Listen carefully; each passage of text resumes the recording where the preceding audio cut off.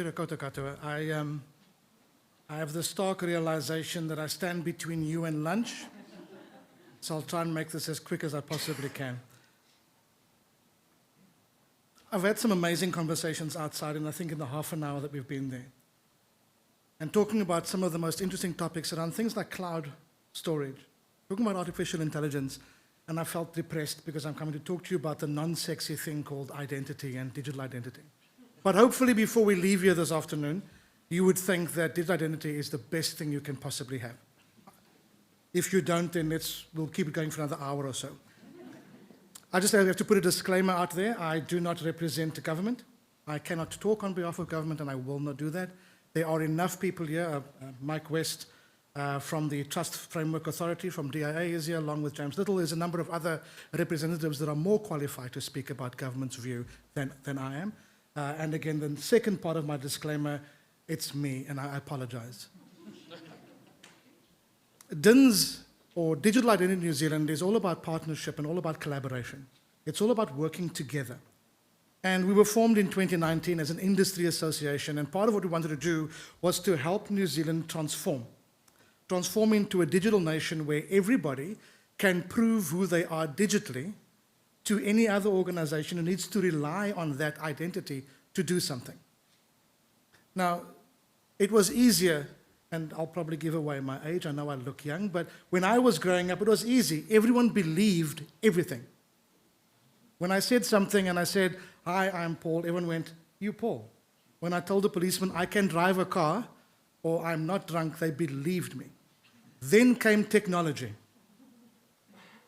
DINS is a purpose-driven, it is an inclusive, member-funded organization whose members have a shared passion for the opportunities that digital identity can offer, and we support a sustainable, inclusive, and trustworthy digital future for all New Zealanders.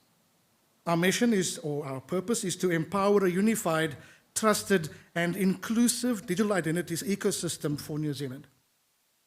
And we do that because we want to enhance kawanatanga, rangatiratanga, and oritetanga. Honourable governance, self-determination and agency, and equity and partnerships. We look at fostering collaboration with stakeholders, including government, including the industry partners we have in the public, and we want to improve privacy, reduce fraud, promote inclusivity, and ultimately contribute to a more efficient and trustworthy digital economy. And those are such loaded words. When I looked at what I was doing, I changed my topic 3 or 4 times because I was afraid I wasn't getting to the essence of, you always say, so if they must leave with 3 thoughts, what would those 3 thoughts mean? I didn't even know myself what it was supposed to be. But secure, inclusive, and innovative are the benchmarks and the foundation of what we do. And I look at something that people like Team Cloud are doing, and I look at the innovation that's there. I wonder about the inclusivity, and I ask about the trust. Now, our history in digital in New Zealand is not very old. I love architecture, and I have this dream one day that I'm going to build my own house on a piece of land across from a beach, and it's going to be fantastic. And I watch these programs, and someone said in the program on Sunday, New Zealand doesn't have a very long architectural history, so we are not encumbered by the architectural practices of the old worlds. It's the same in the digital world. 1960, we had our first computers introduced to Treasury to pay our public servants. 60 years later, try and do anything in this country without a computer, without a network, without software, and without data. It works until it doesn't work. And then everybody notices. But our history is that we adapt to change. And change is constant. We have not new terms anymore, but things like Nevin's law, which talks about the increase in quantum computational power. Right? And I get confused, because I grew up on Moore's law, and Moore spoke about processing power increasing every second year. But what it does mean, both Moore and Nevin's, what it means is that things are changing so rapidly that if we do not keep our focus on what's happening, we can get left behind. It's easy for us to think that we isolate from the rest of the world. because of our locality. I believe that. I wrote a letter to a friend of mine soon after arriving in New Zealand, and I said the letter was entitled 30 Hours from Everything. And I was bemoaning my lot and going, I'm so far from everyone that I love and care about. I can't go to weddings or baptisms. My age now, it's just funerals, no longer weddings or baptisms. But because of technology, I can now participate in everything from this side of the world. 12 hours away. I can attend weddings, I can attend christenings, I can attend funerals. I have to buy my own food, but I can attend them. And so when we as New Zealanders, we think that we are isolated from the rest of the world, we are not. This past weekend, and that's enough said about that. We won't talk about that. Someone actually made a very succinct comment when, again, I'm going to apologize, all the ambulance chasers came about and said, oh, look what happened. And he said, people who live in glass houses shouldn't throw stones. And in the technology world, we all live in glass houses. It happened, and it's going to happen. Anyway, moving on, sorry. So I do digress sometimes. So digital identity underpins the majority of all our online transactions. In fact, it is the foundation for all digital transformation, from banking to loyalty programs, to purchasing products and services, to third parties that require a level of confidence in the identity, again, relative to the transaction, relative to the risk of fraud. They all look at this digital world. Studies have stated, and this is about a year or so ago, studies have stated that the potential benefit of enabling digital identity in a mature economy like ours is between 0.5 and 3% of GDP. So a year ago, those numbers were roughly 1.5 to 9 billion New Zealand dollars. That's the value if we invest in digital identities to support and enable our digital economy. We've seen the evolution of economy. We have new marketing terms like phygital, which is the intersection between the physical and the digital world. We didn't go to shops for a while, and we all did online shopping for groceries and for clothes, and understood that, if you bought a pair of shoes online, it may not fit you. But that's increased, and the value, the NZ Post research for online spending in Q1 of 2024, they said $1.39 billion was spent online, which was 10.3% of the overall retail spend. Not a big amount, but it's growing upwards of 5% every single year. Add to this that internet is available everywhere. It's ubiquitous. Add to that increased activities from people that don't like us being happy, cyber adversaries, call them what you want to. I attended a conference where they called them cyber miscreants, which I found strange. If you think about the explosion of artificial intelligence and everywhere it's being done, if you read an article on LinkedIn and it starts off with, in these times, AI wrote that thing. In its exponential times, AI wrote that thing. AI is everywhere. And then we think about that and the imminent arrival of quantum computing. And then you add to that the skills shortage which we experience, and it could seem like the odds are totally stacked against us to be successful. But it's not. If we apply principles, and if we use digital identity as an enabler for the digital economy. We have looked in New Zealand, and you've seen the increase in financial scams. Our banks are now all coming along, and they're doing fantastic adverts.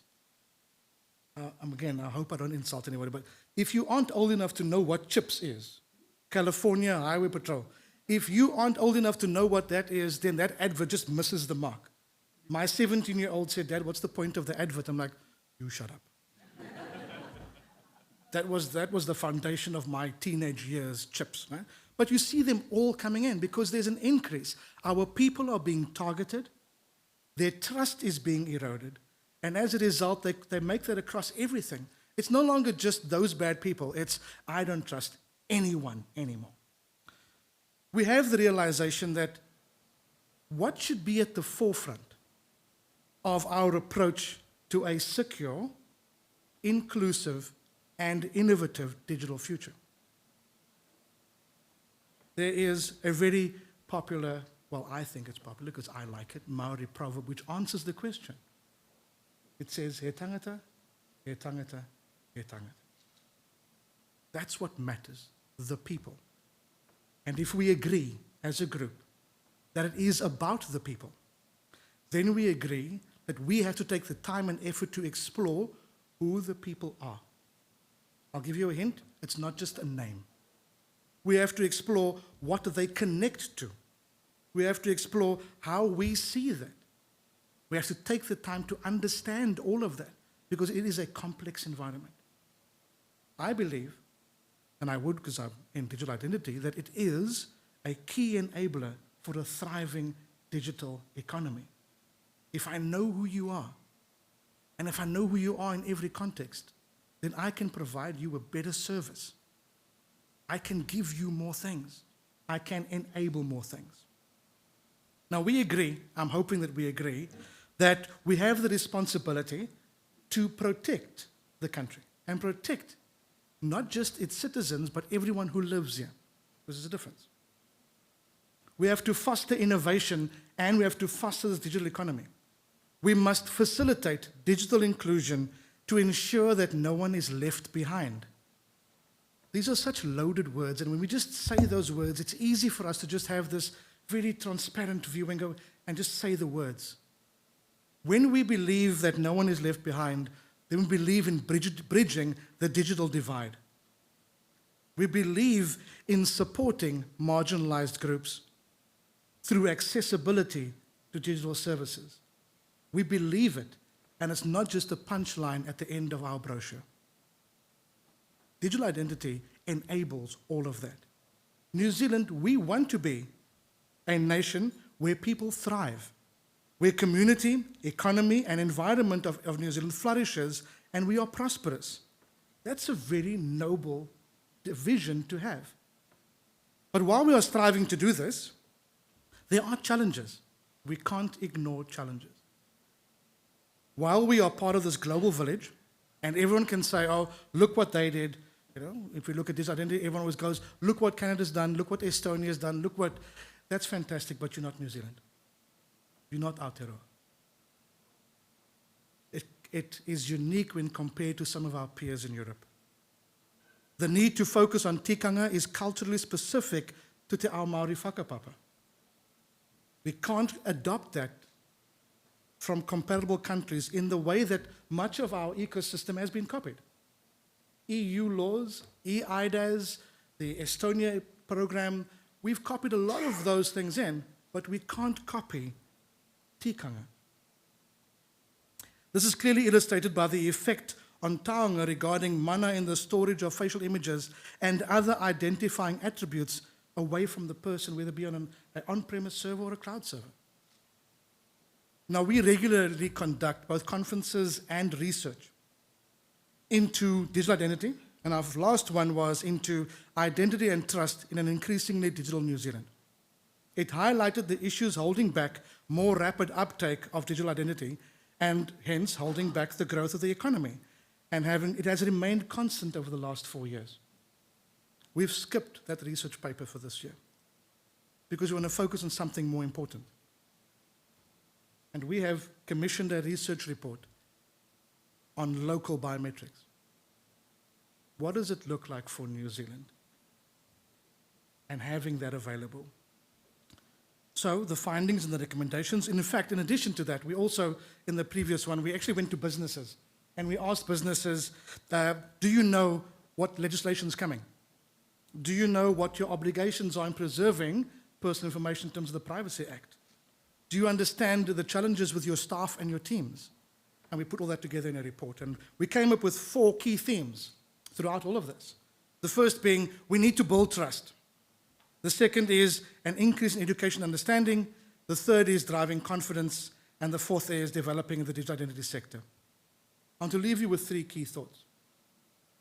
That in order for us to be able to develop and build our digital economy, we have to build it on the foundation of the digital strategy for New Zealand, which talks about mahi tika, trust, mahi tahi, which is inclusion, and mahi ake, which is growth. When we include trust, inclusion, and growth or innovation in our strategies, then we are able to increase the digital ecosystem. Are we there yet? No. Are we on our way there? Absolutely. Do we have the right frameworks in place? Yes, we do.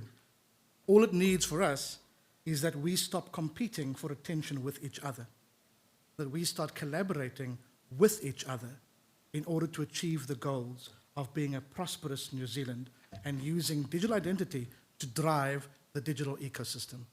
Kia ora, thank you very much.